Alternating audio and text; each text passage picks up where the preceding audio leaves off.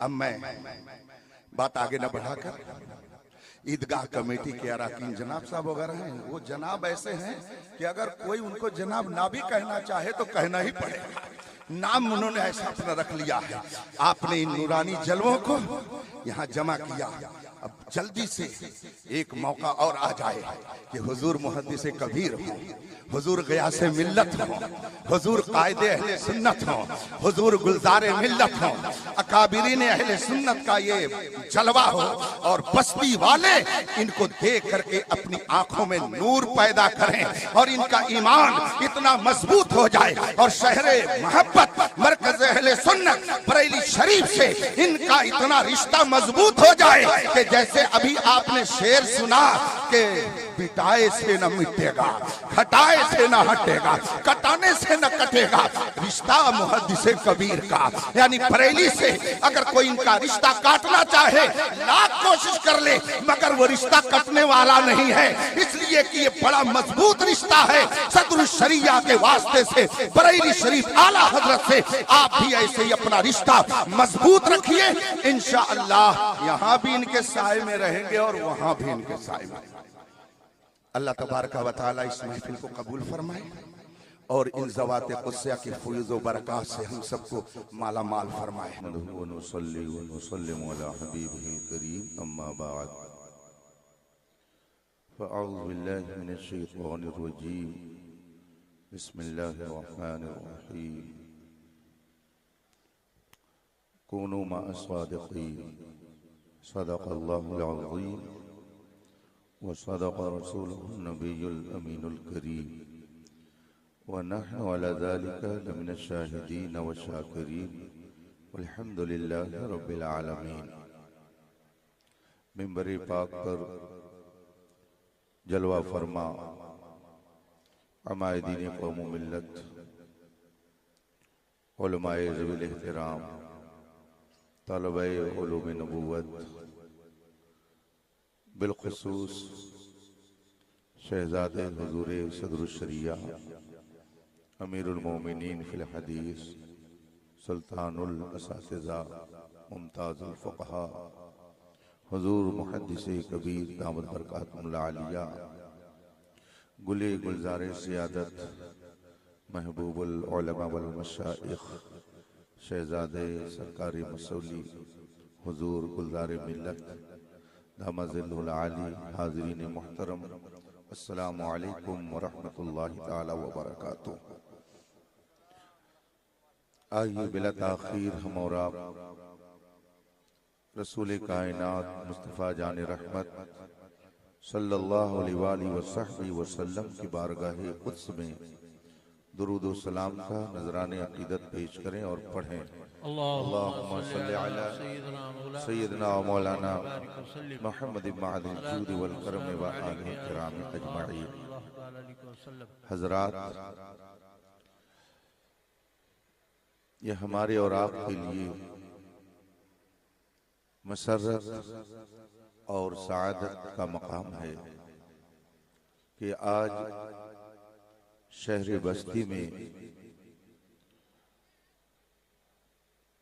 वो अजीम हस्तियां जलवागर हैं जिनके दम कदम से इस वक्त सुन्नियत की बहार है। हुजूर मुहद्दिस कबीर जिनकी उम्र मुबारक 93 साल के करीब रात के इस वक्त में शगुफ्ता फूलों की तरह अपने रुखे ज़ेबा से हमको और आपको महसूस कर रहे हैं। हुजूर गुलज़ारे मिल्लत तवील सफरों के बाद भी अपने मुबारक चेहरे से जरा भी थकावट का एहसास नहीं होने दे रहे हैं। बगल में शहजादे हुजूर फ़क़ीह मिल्लत भी तशरीफ फरमा है और शहजादे हुजूर मुहद्दिस कबीर भी जलवा फरमा है। इन नफूस क़ुद्सिया के जलवों से हम और आप अपनी आंखों में नूर भर रहे हैं और अपने ईमान और अकीदे की हिफाजत का सामान फराहम कर रहे हैं। आज का ये इजलास मेरे एतबार से एक तारीखी इजलास है, इसलिए कि ईदगाह कमेटी के जिम्मेदारों ने जिन शख्सियतों को बुलाने में कामयाबी हासिल कर ली, इनमें से कोई एक शख्सियत भी अगर किसी कॉन्फ्रेंस में पहुंच जाए तो उस कॉन्फ्रेंस की कामयाबी की जमानत हो जाती है। और यहाँ तो अल्हम्दुलिल्लाह हिंदुस्तान का दिलो दिमाग मौजूद है। इसलिए मैं कमेटी के अरकान को मुबारकबादी पेश करता हूँ। अजीजम हाफिज तबरेज सलमू और उनके रफ़क़ा को भी मुबारकबादी पेश करता हूँ कि इन हजरात ने अभी चंद माह कबल इसी जगह पर एक शानदार इजलास करके अपनी दीनी बेदारी का सबूत दिया था, और फिर चंद महीनों के बाद एक बड़ा इंतजाम करके इन्होंने उलमा का नूरानी काफिला यहाँ पर जमा कर लिया। मैं इन नौजवानों के लिए कहूँगा कि उकाबी रूह जब बेदार होती है, जवानों में नजर आती है इनको अपनी मंजिल आसमानों में। ये इस वक्त इन हालात में तहफ़्फ़ुज़ अक़ाइद और फ़ज़ाइल अहले बैत के उन्वान पर खिताब सुनाने के लिए उलमा को जमा कर रहे हैं, आपको जमा कर रहे हैं। गोया ये अपनी मजहबी बेदारी का सबूत दे रहे हैं और लोगों को ये पैगाम दे रहे हैं कि मोहम्मद से वफा तूने तो हम तेरे हैं, ये जहां चीज है क्या लौहो कलम तेरे हैं। अकायद का तहफ़्फ़ुज़ और फ़ज़ाइल अहले बैत के उन्वान से खिताब कराने के लिए उन्होंने उलमा को जमा किया, ताकि आपको पता चल सके कि अल्हम्दुलिल्लाह अहले सुन्नत का रिश्ता रसूल पाक से लेकर के यहाँ तक जुड़ा हुआ है, बीच में कटा नहीं है। अहले बैत जहाँ नाम आया दिमाग में फौरन निस्बते रसूल का ख्याल आया, अगर नायबे रसूल का ख्याल आया तो फौरन ये रिश्ता जाकर के जुड़ जाता है रसूल पाक से। इसका मतलब है कि हमारा अकीदा नजद देवबंद की पैदावार नहीं है, बल्कि ये मुस्तफा जाने रहमत की अता है। और हमारे अकीदे का तसलसल ये नजद और रियाज से नहीं है, ईरान से नहीं है, बल्कि मुस्तफा जाने रहमत के दरबार को हर बार आया हुआ है। और अगर आप इस पर कायम रहे तो इमाम अहले सुन्नत आला हजरत की जबान में तेरे गुलामों का नक्शे कदम है, राह खुदा वो क्या बहक सके जो ये सुराग लेकर के। आप देख रहे हैं गुले गुलजारे सियादत जलवा फरमा है। आप इनका शजरे नसब उठा करके देख लीजिए, इनके वालिदे गिरामी, उनके वालिदे गिरामी, उनके वालिदे गिरामी, उनके वालिदे गिरामी, और ये सिलसिला पहुंच जाएगा मौलाए कायनात शेर खुदा तक, जिसका सिलसिला ऐसा पाकीज़ा हो, बीच में कहीं मुनक़ते ना हो, कटा हुआ ना हो। जाहिर सी बात है जैसे जंजीर एक दूसरे से जुड़ी होती है और एक जंजीर नीचे की अगर हिलाइए तो ऊपर तक हरकत महसूस होती है, इसी तरीके से अगर आपने मोहब्बत की सौगात इस जंजीर के सामने पेश की तो सिलसिला बसिलसिला वो सौगाते मोहब्बत रसूल पाक के दरबार में पहुंच जाती है। और बगल में अगर आले रसूल के बैठे हुए नायबे रसूल तो अल्हम्दुलिल्लाह इनका अजीम सिलसिला सुभान अल्लाह। ये शागिर्दे रशीद अपने वालिदे माजिद सदरुल शरिया के हुजूर हाफिज मिल्लत के और हुजूर सदरुल शरिया आला हजरत के आला हजरत खातिमुल अकाबिर के मारहरा मुकद्दसा के, और ये सिलसिला गौसे पाक तक पहुंचता है, गौसे पाक से रसूल पाक तक पहुंचता है।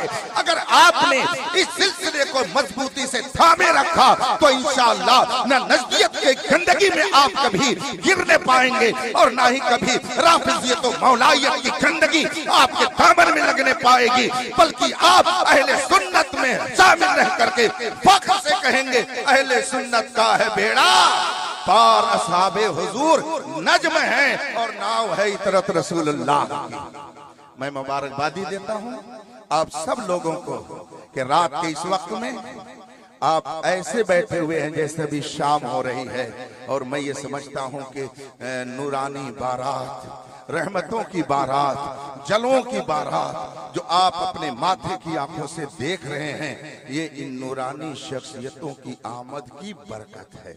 रिंद जो जाम उठा ले वही पैमाना बने, जिस जगह बैठ के पी ले वही मैखाना बने।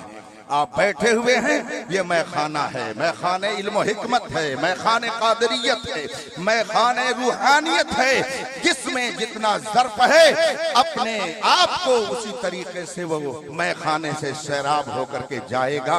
और इंशाअल्लाह जब वो दोष है मैं खाना लेकर के जाएगा तो वो मुस्कुराता रहेगा कि मैं सो जाऊं या मुस्तफा कहते कहते, खुले आंख सल्ले अल्लाह कहते कहते।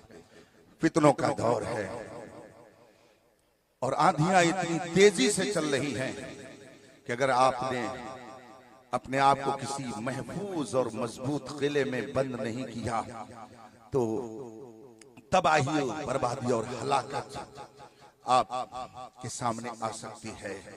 आंधियां जब तेज चलती हैं, तूफान बहुत तेज आता है, बारिश बहुत तेज बरसती है, ओले बहुत तेज पड़ते हैं, तो आदमी साया तलाश करता है, आदमी साए में जाना चाहता है, आदमी किसी महफूज मकान में जाना चाहता है। अगर ओले पड़ रहे हों, आंधियां चल रही हों, तूफान आ रहा हो, तो आदमी सोचता है कि मैं एक मजबूत मकान में हो जाऊं ताकि मेरी जान की हिफाजत हो जाए। अगर आप आंधी और तूफान से बचने के लिए किसी महफूज मकान की तलाश में रहते हैं और आप उस मकान में पहुंच करके अपने आप को सेफ महसूस करते हैं, तो मजहबी फितनों के इस तूफान में अगर आप चाहते हैं कि आपका अकीदा महफूज रहे, आपका ईमान महफूज रहे, तो जान की हिफाजत के लिए मकान चाहिए और ईमान की हिफाजत के लिए मसलके रज़ा खान चाहिए। इसी मसलक पर कायम रहिएगा, इंशाअल्लाह यहाँ भी सुरखुरू रहेंगे और वहां भी सुरखुरू रहेंगे। ये बुजुर्ग शख्सियतें यहाँ पर जलवा फरमा हुई, बेपनाह इनका कर्म है, इनकी नवाजिश है। हुजूर मुहद्दिस कबीर के जलों का क्या पूछना है। शर्क़ व गर्ब में जिसके इल्म का गलगला है, शिमालो जुनूब में जिसके इल्म हदीस के हवाले से गुफ्तगू होती है। केरला हिंदुस्तान में एक पढ़ा लिखा सूबा माना जाता है और वहाँ के उलमा ये समझते हैं कि इल्म हदीस में हम लोगों का पाया बहुत ही बुलंद है। मुझसे एक मर्तबा एक मशहूर आलिम ने ये वाकया जिक्र किया और बताया कि एक मौके पर केरला के बड़े बड़े उलमा बरेली शरीफ जलवागर हुए और उन्होंने हुजूर ताजुश शरिया से मुलाकात की तमन्ना जाहिर की।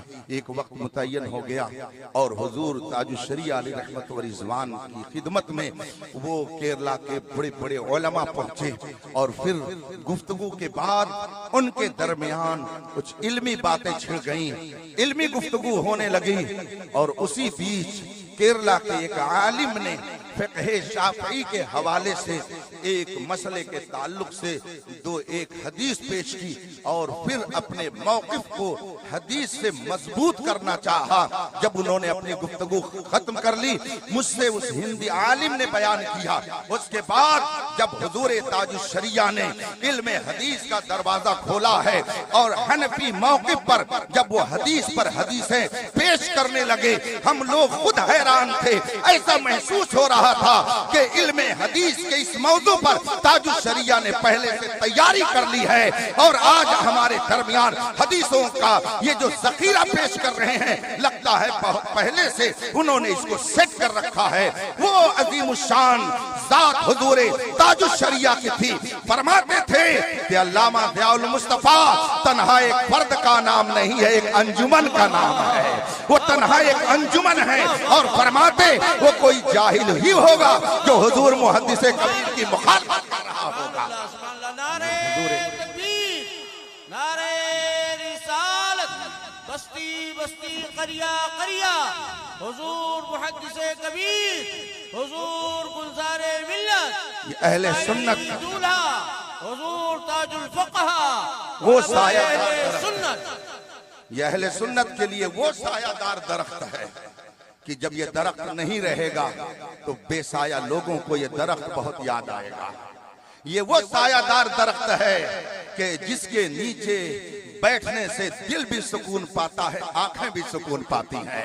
इस उम्र में आप जाकर के शहर के लोगों को देख लीजिए, उनसे अगर कहिए कि जरा 200 किलोमीटर का सफर करना है और एक प्रोग्राम में चलना, अरे भाई मेरी उम्र देख रहे हो, मैं इतना लंबा सफर नहीं कर पाऊंगा। और अगर कोई खींच तान करके गाड़ी में बैठा दिया और पहुंचे अपनी क़यामगाह पर तो कराहते रहेंगे, अरे क्या बताएं, लगता है पीठ टूट जाएगी। और अगर कह दिया जाए जरा जलसे में चल, नहीं भाई मेरी हिम्मत नहीं है। और अगर तकरीर करने के लिए कह दिए जाए तब तो दिवालिया ही हो जाएगा। मगर हुजूर मुहद्दिसे कबीर को रब्बे कदीर ने वो रूहानी कुव्वत अता फरमाई है, सैकड़ों मील का सफर करते हैं और उसके बाद में ताजा दम होकर के आपके ईमान की हिफाजत का सामान। रब्बे कदीर इन बुजुर्गों का साए करम तादेर सलामत रखे। होंगे किसी और के लिए कोई और साहब, लेकिन हम अहले ईमान के लिए सुकून का सामान तो यही शख्सियतें हैं। इनके जलवों को देखिए, क्या ये चेहरे आपको झूठे नजर आते हैं?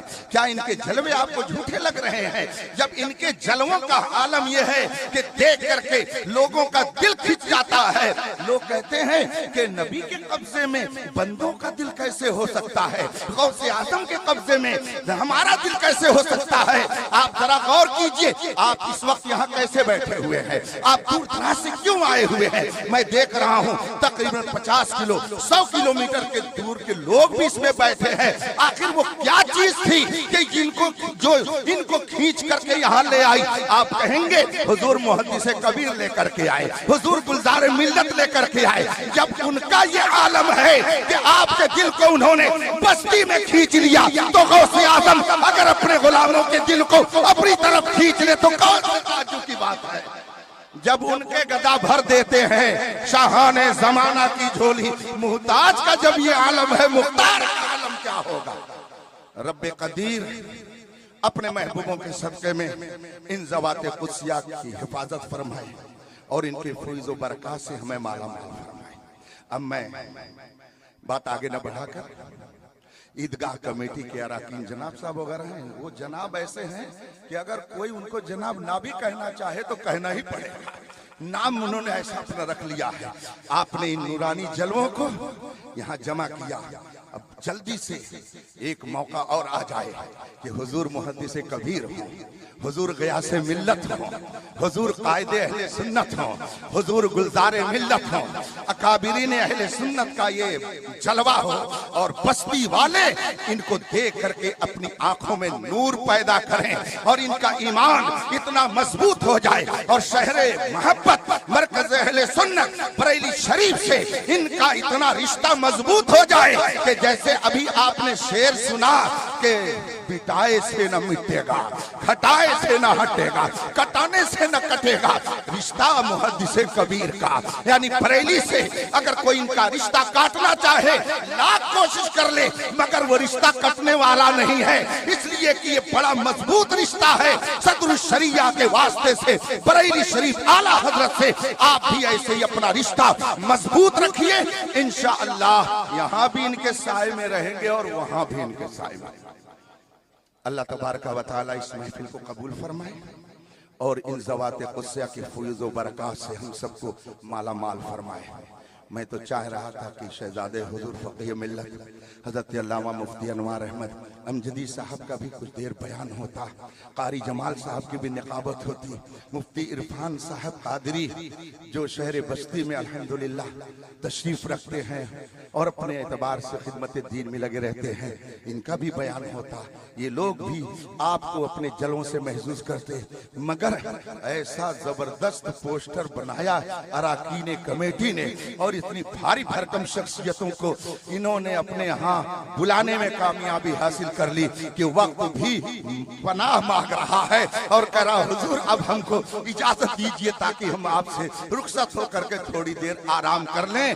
मतलब ये है वक्त थक सकता है मगर मुस्तफा जान रहमत के ये वफादार नहीं थकते हैं। मौसम का मुंह तकते रहना काम नहीं दीवानों का, आओ हम तुम साथ में बैठे और दीन का कुछ काम करें। वाखिर दावाना अल्हम्दुलिल्लाह रब्बिल आलमीन। अस्सलाम।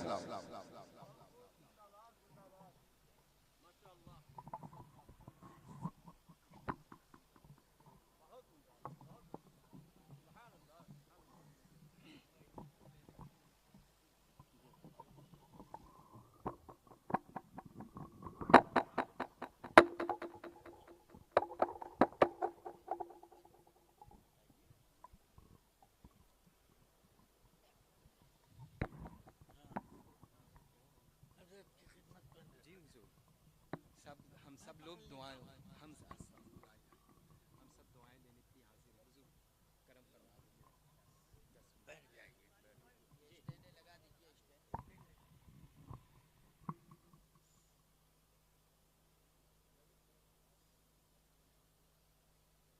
बिरादरान अहले सुन्नत अस्सलामु अलैकुम अलैकुम अस्सलाम व रहमतुल्लाह। बरकातुहू।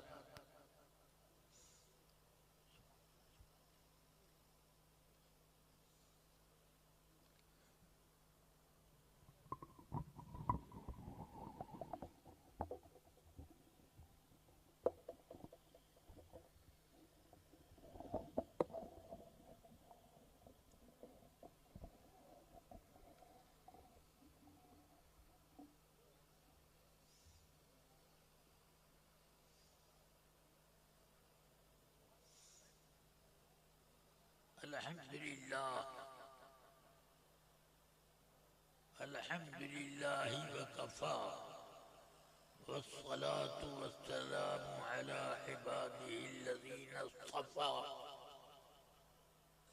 ला सिय्यमा अला हबीबिही व रसूलिही सय्यिदिना व मौलाना मुहम्मदिनिल मुस्तफ़ा व अला आलिही व अस्हाबिही उलिस सिद्क़ि वस्सफ़ा।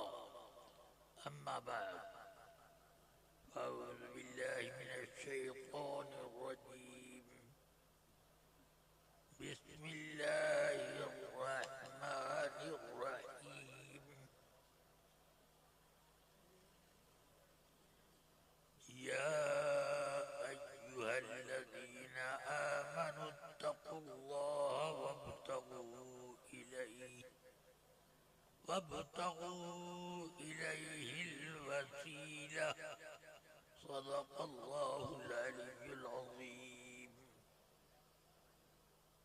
एक बार अक़ीदत व महब्बत के साथ नज़राने दुरूद व सलाम बारगाहे सैयदुल अनाम में पेश करने के लिए तैयार हो जाएं। अल्लाहुम्मा सल्लि अला सय्यिदिना व मौलाना मुहम्मदिन मअदिल जूदि वल करम व आलिही व सहबिही व बारिक व सल्लिम। रफ़ीक़ान मिल्लत,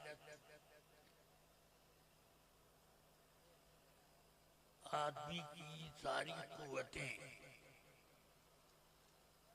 जवानी में जमा हो जाती हैं और जब जवानी ढलती है तो उसी के साथ साथ कुव्वतें भी ढलती जाती हैं। मेरा हाल ऐसा है कि मेरी उम्र के शायद एक आध आदमी बस्ती जिले में मिल जाए। मैं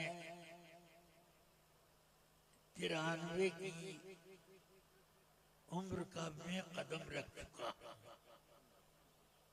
अब इस उम्र में लोगों की याददाश्त का क्या हाल होता है आप जानते हैं। बोलते बोलते आदमी भूल जाता है कि मैं क्या बातें कर रहा था।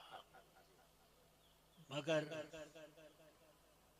सैयदना अब्दुल्ला इब्न अब्बास, अब्दुल्ला इब्न मुबारक रज़ियल्लाहु ताला अन्हु फरमाते हैं, दीन का इल्म जो लोग हासिल करते हैं बुढ़ापे में भी अल्लाह ताला उनकी याददाश्त की हिफाजत फरमाता है।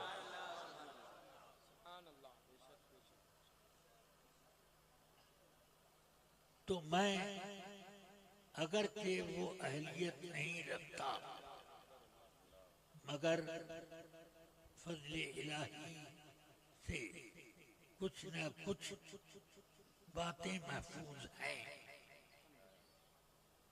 अब याद हो तो दुरूद शरीफ पढ़ लें। अल्लाहुम्मा सल्लि अला सय्यिदिना व मौलाना मुहम्मदिन मअदिल जूदि वल करम व अला आलिही व अस्हाबिही व बारिक व सल्लिम। रफ़ीक़ान मिल्लत, सैयदे कायनात रसूल अकरम सल्लल्लाहु ताला अलैहि वसल्लम को इस जमाने में कुछ लोग अपने जैसा बशर कहते हैं, मगर अबू जहल को भी इतनी हिम्मत न हुई कि अपना जैसा कह सके। ये लोग अबू जहल से भी बड़ी विरासत लेकर के आए हैं। अल्लाह तबारक व तआला इनके शर से बचाए।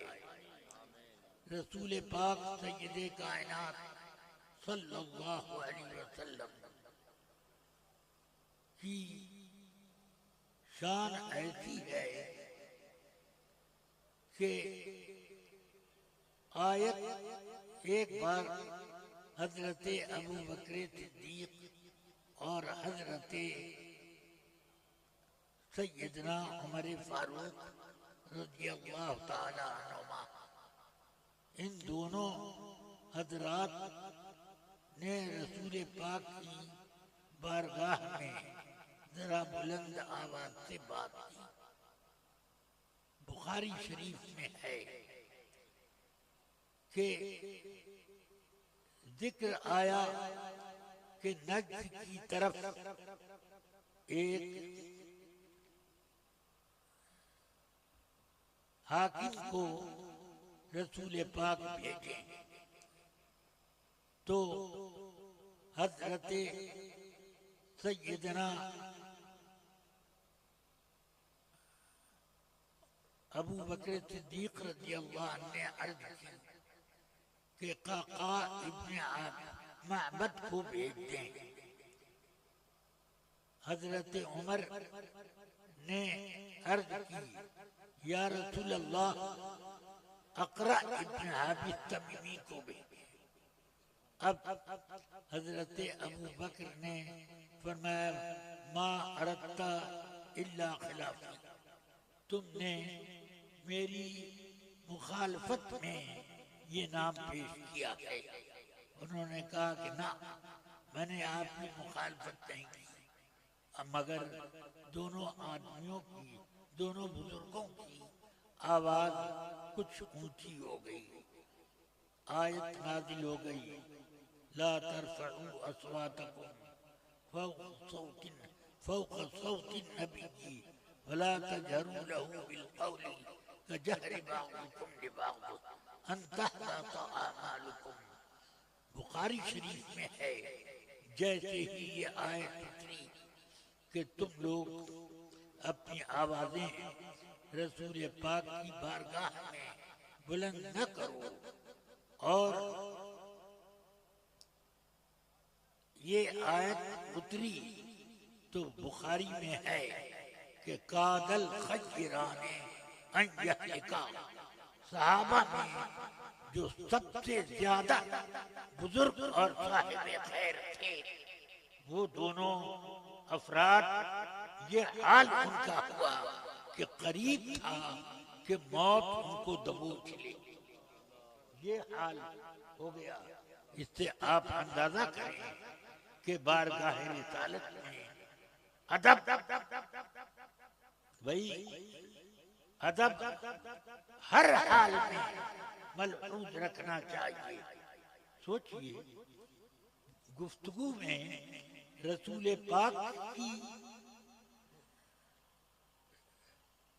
आवाज़ मुबारक पर अपनी आवाज बुलंद नहीं की है, बल्कि आवाज हजरत उमर की आवाज पर हजरत अबू बकर की, और हजरत अबू बकर की आवाज पर सैयदना उमर की आवाज ऊंची हुई।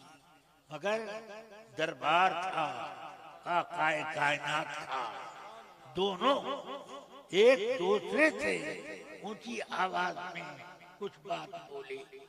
रसूल पाक से उन्होंने ये न कहा, मगर उस बारगाह में होने का मतलब ये है कि अब बात किसी चीज की करनी हो, रसूल पाक सल्लल्लाहु अलैहि वसल्लम बारगाह का पूरा एतकाद रखते हुए करना पड़ेगा और उसी के पेशे नजर इसलिए फरमाते हैं कि जब ये आयत उतरी कि ला तरफऊ अस्वातकुम फौक़ सौति नबी, तुम लोग अपनी आवाज रसूल पाक की आवाज मुबारक से ऊंची न होने दो।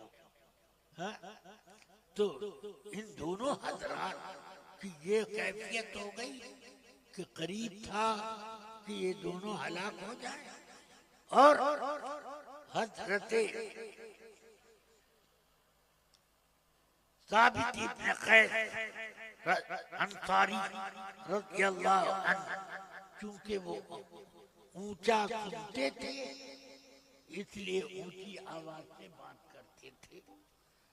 अब वो अपने घर में बैठ के रोए जा रहे हैं कि ये आयत मेरे ही बारे में कि मैं का ऊंचा सुनता हूँ इसलिए ऊंचा बोल भी देता, इसलिए मेरे बारे में कई रोज हो गए।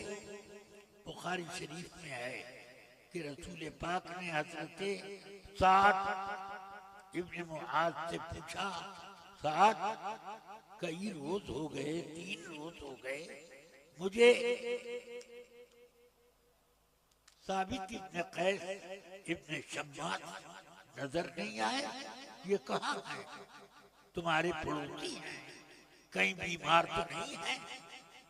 तो हजरत साद इब्न मुआज अर्ज करते हैं, या रसूल अल्लाह, अगर वो बीमार होते तो मुझे जरूर पता चलता।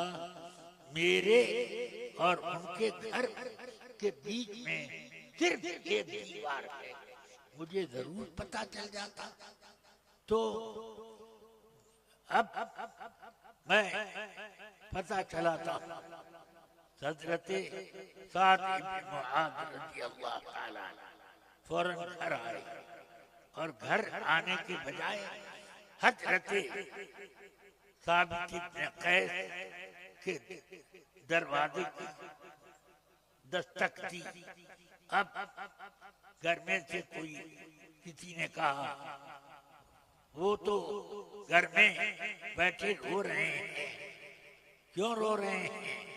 वो कह रहे हैं कि मैं ऊंची आवाज में बात करता हूँ क्योंकि मैं कान से जरा ऊंची आवाज सुनता हूँ, इसलिए आदत है। अब ये आयत ला तरफऊ अस्वातकुम फौक़ सौति नबी की, ये आयत मेरे ही बारे में उतरी।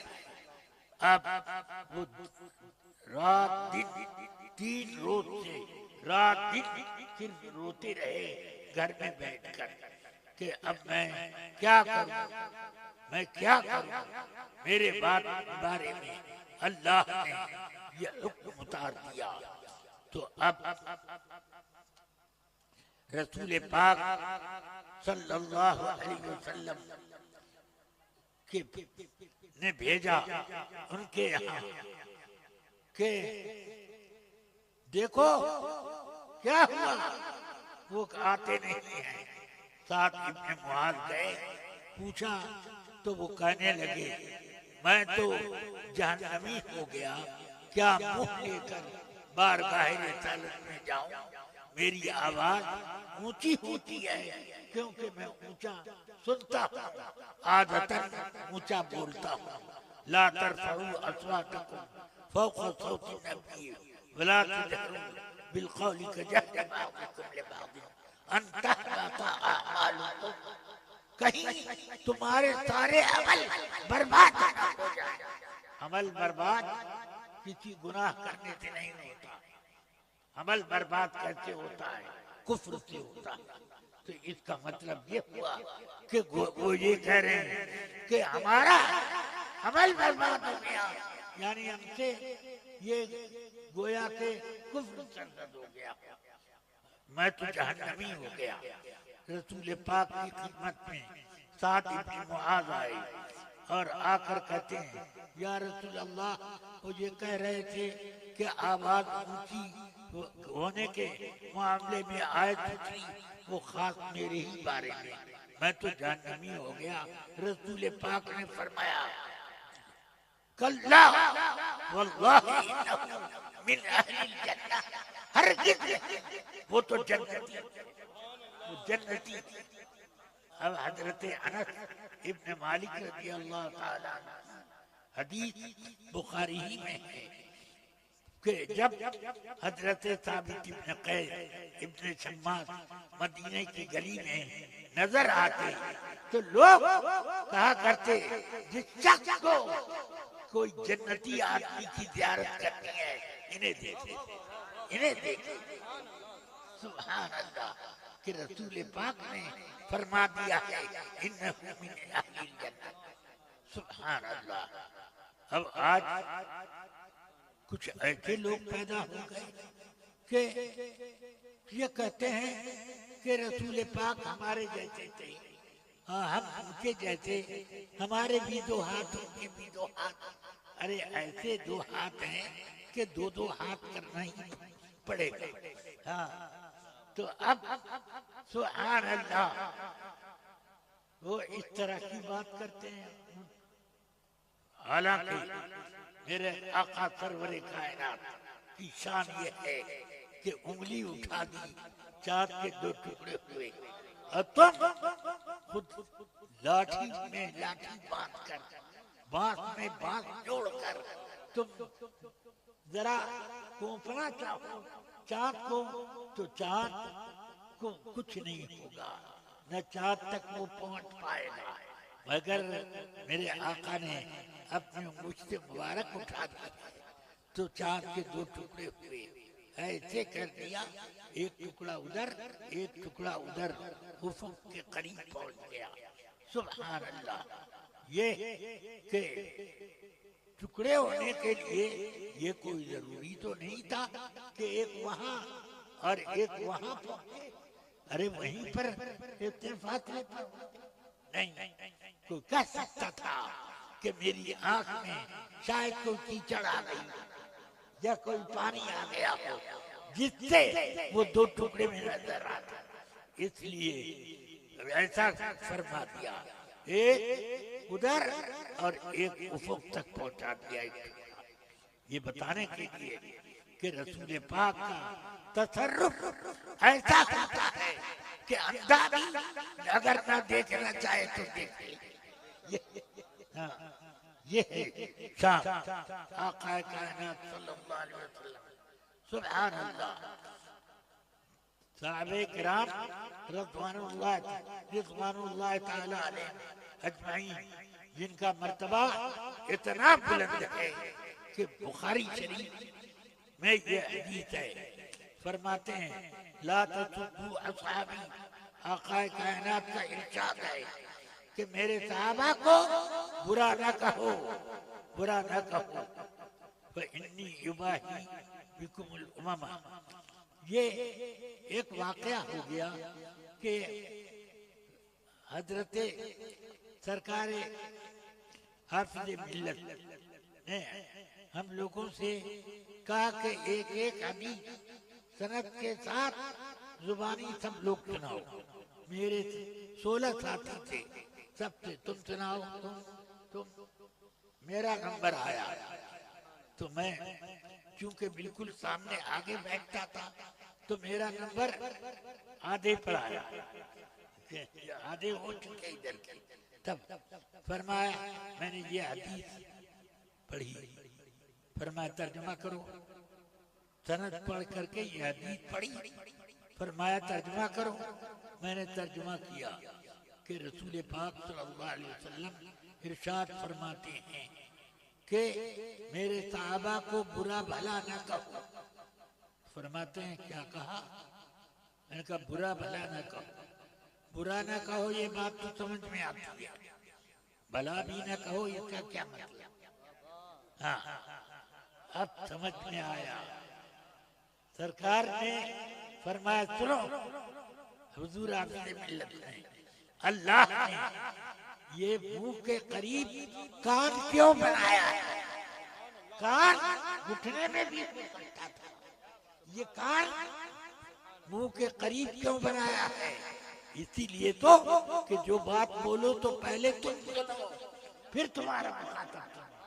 हाँ, ये तो अब ऐसी बुरा भला तो मैंने फौरन इसलाह कर ली। मैंने कहा मेरे साहबा को बुरा न कहो। हाँ, अब ठीक हुआ कि अगर तुमने से कोई उहद पहाड़ के बराबर, कितना बड़ा उहद पहाड़ है, उसके बराबर अगर सोना राह खुदा में खर्च कर दो तो उनके आधे से जौ के बराबर भी नहीं पहुंचेगा। यानी तुम सोने का पहाड़ राह खुदा में खर्च करो और साहबा इतना जौ लेकर राह खुदा में दे तो तुम्हारा सोने का पहाड़ उनके एक ये इतने जौ के बराबर भी नहीं पहुंचेगा। साहबा का इतना मर्तबा है। और लोग तो यहाँ तक एक बदबख्त अपनी किताब तहजीरुन नास में लिखता है कि नबी उम्मती से बढ़ते हैं तो अमल में बढ़ सकते हैं, नबी से उम्मती अमल में बढ़ सकते हैं, बाकी रहा अमल, बाकी रहा इल्म, तो उसमें इल्म नबी के इल्म के बराबर किसी का नहीं होता। यानी अमल में नबी के से बढ़ सकते हैं उम्मती। सुभान अल्लाह। ये चूंकि उम्मती हैं इसलिए बढ़ने का शौक इनका रहता है। हाँ, माज़अल्लाह, हम लोग नबी पाक के अमल से क्या बराबरी करें? माज़अल्लाह, अल-इयाज़ बिल्लाह, हजारों बार माज़अल्लाह। सुनो, सहाबे किराम के अमल से भी बराबरी करना हमारे लिए नामुमकिन है, क्योंकि फरमाया मेरे आका ने कि अगर तुम उहद पहाड़ के बराबर सोना राह खुदा में खर्च करो तो मेरे सहाबा के शेर भेड़ जाओ तो क्या आधे शेर जाओ के बराबर भी न पहुंचोगे। क्या मतलब हुआ? सहाबा अगर आधा शेर जाओ खुदा की राह में दे तो इतना उसका मर्तबा है कि पहाड़, सोने का पहाड़ उसकी बराबर। अब सोचे सहाबा की तो शान, क्या पूछना, उनके हाथ से जो जाओ राह खुदा निकल गया, सोने के पहाड़ उससे मुकाबला न कर सका। ये है तो सहाबा के हाथ का ये हाल है। मेरे आका सल्लल्लाहु अलैहि वसल्लम से कौन बराबरी कर? सहाबा को तो कभी जुर्रत न हुई कि रसूल पाक सल्लल्लाहु अलैहि वसल्लम से अपनी कोई मुशाबहत कर सके। सैयदना अब्दुल्लाह इब्न उमर रज़ियल्लाहु ताला अन्हुमा एक मर्तबा सफर में जा रहे थे। उनके साथ उनके आजाद करदा गुलाम नाफे भी थे। पीछे पीछे ये चल रहे थे, आगे आगे हजरत अब्दुल्लाह इब्न उमर रज़ियल्लाहु। जाते जाते एक दरख्त रास्ते में पड़ा तो दरख्त की डाल से आपका सर नहीं हुआ। फिर आप वापस आए, वापस आकर पंजों के बल उचक कर चले और इमामा डाल की एक खमची से उलझ गया। आगे बढ़े, इमामा वहीं लटका रह गया। आप आगे गए, वापस आए, वापस आए के आकर अपना इमामा वहां से उतारा और बांधा, फिर चले। तो फरमाते हैं आपके आजाद करदा गुलाम नाफे कि हुजूर ये क्या बात है कि आप इस शाख के नीचे से गुजरे और इमामा न फंसा तो फिर वापस आए और पंजों के बल उचक कर जबरदस्ती इमामा उस जाल में फंसाया और उसके बाद उधर से वापस आकर वहां से छुड़ाया। ये क्या बात है? ये कौन सा तरीका है? फरमाया सुनो, एक मर्तबा आकाए कायनात सल्लल्लाहु अलैहि वसल्लम के साथ मैं इसी रास्ते से गुजर रहा था और इसी जाल के नीचे से आकाए कायनात सल्लल्लाहु अलैहि वसल्लम का इमामा मुबारक इसी जाल में फंस गया। वापस आए, वहां से छुड़ाया और बांधा। मैं उतना ऊंचा नहीं जो शान आकाए कायनात की थी, इसलिए मेरा इमामा नहीं फंसा। तो मैं वापस आया कि रसूल पाक की एक वो सुन्नत जो जानबूझकर नहीं अनजाने में ये सुन्नत क्यों छूट जाए, इसलिए मैंने पंजों के बल चलकर अपना इमामा उसमें फंसाया और फिर आके छुड़ाया और बांधा। तो ये सुन्नत की अदायगी। सुभान अल्लाह। सुन्नत तो वो चीजें जो आकाए कायनात कस्तन किया करते थे, उनकी सुन्नत चाहे मुअक्कद हो गैर मुअक्कद उस पर अमल किया जाए तो बहुत बड़ी नेकी है। मगर ये कि कस्तन तो कुछ नहीं हुआ, इमामा खुद ब खुद फंसा। मगर हजरत अब्दुल्लाह इब्न उमर रसूल पाक बेकस्त वाली इस सुन्नत को भी अदा करने के लिए ऐसे बेकरार है कि नर फंसा इमामा तो फिर वापस आकर पंजे के बल उचक कर अपना इमामा उसी डाल में फंसाया। ये अंदाजा करें कि साहबे किराम रसूल पाक सल्लल्लाहु अलैहि वसल्लम अदाओं को कितना महबूब रखते कि जो अदा कस्तन नहीं बिला कस्त हो जाए वो भी समझते थे कि हमारी नेकियों में इजाफा करने का जरिया है। ये साहबे किराम की शान थी। अल्लाह तबारक व तआला हम सबको तौफीक खैर अता फरमाए। भाई अब मैं बूढ़ा हो गया, ज्यादा देर बोल भी नहीं पाता, आवाज भी मेरा साथ नहीं देती, इसलिए जितना मैंने कहा अगर ये बात आपकी समझ में आ रही है तो उस बात को दिल में जगह दीजिए और उसके साथ आकाए कायनात सल्लल्लाहु अलैहि वसल्लम की मोहब्बत और आपकी अदाओं की मोहब्बत दिल में बैठाइए और उसको काफी उतारने की कोशिश करें। अल्लाह ताला मुझे और आपको तौफीक खैर से माला माल फरमाए।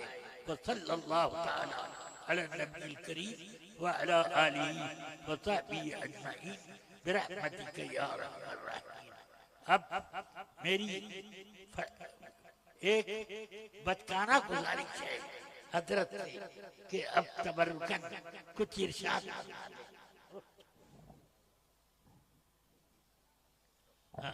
कुछ